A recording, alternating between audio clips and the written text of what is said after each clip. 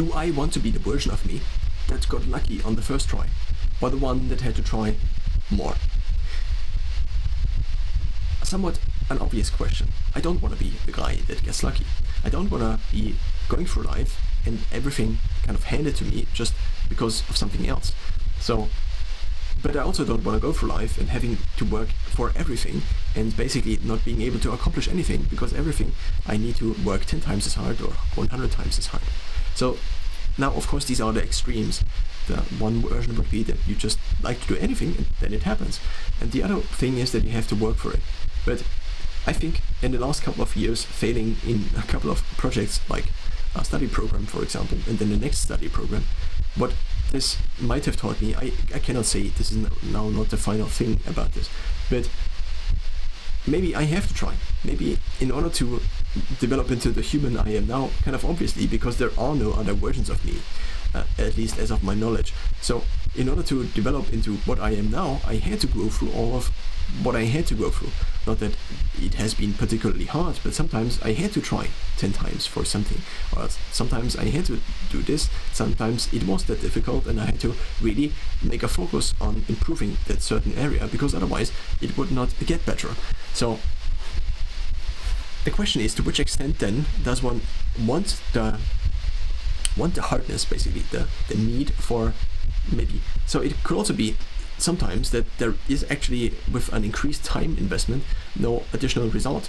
So it's not that all activities are like this. Maybe by practicing the piano, one eventually gets better, but there also might be functions that are not exactly linear in terms of their relation to time. So one could say, but that additional 20 minutes of playing the guitar, if one already has fingers that are already about to tear off because, well, the strings press into the fingers, and so you have to develop this thicker skin on the fingers over time in terms of playing the guitar, for example. So an additional marginal unit or increase of investment, of time investment, would not result in a bigger result. There also could be a minimum viable dose for certain things, and also the maximum recoverable volume in terms of working out, for example. So an additional marginal unit of something, of time investment or of workout load, for example, sometimes could actually have a negative effect. So optimizing then seems to be kind of a responsibility, and also optimizing maybe sometimes to choose something that is a little bit harder and to choose something that is a little bit lighter. This, of course, might also be framed as a very big philosophical question of, do I in life do the things that already I can do kind of well, or do I always try to do these hard things? Now, there are a couple of hard things which I have tried again and again, and I just seem to not be that great at them. But now, one could also frame this in terms of a different spectrum. So the first spectrum would be doing only the things that come to one, and one is just superior. One maybe has an advantage in this specific area. If one is 2 meters tall, or 2 meters 10, then the likelihood of them getting into the NBA is higher and higher compared to someone who is maybe 1 meter 50 tall.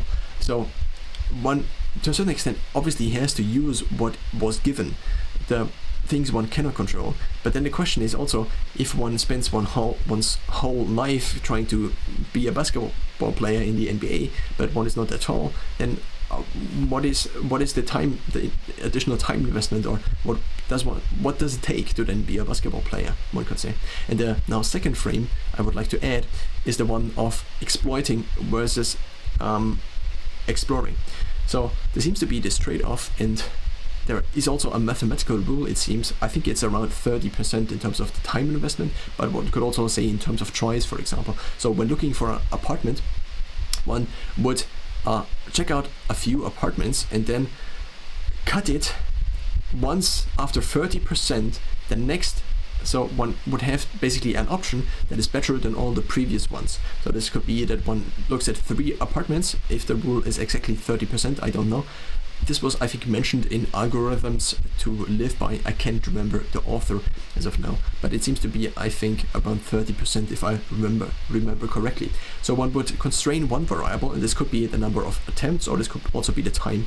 And if one goes basically through 30% of the total samples one has set, and then reaches beyond and has one that is better than everything before. So this apartment is better than the 3 apartments we watched before. And so therefore this seems to be the most useful apartment, because one could of course explore infinitely and search for all the apartments of all the city. But first of all, the decision would then also increase in complexity. But second of all, there is just also a time cost to this additional thing, and eventually one might want to begin to live. So in terms of this framing now of trying, or how often should one try, maybe this rule of exploring and exploiting seems to be something that is useful. Every now and then basically going into the exploring and trying to learn, but then also apply the learned thing. And now, so in the exploring phase, one might potentially try harder things.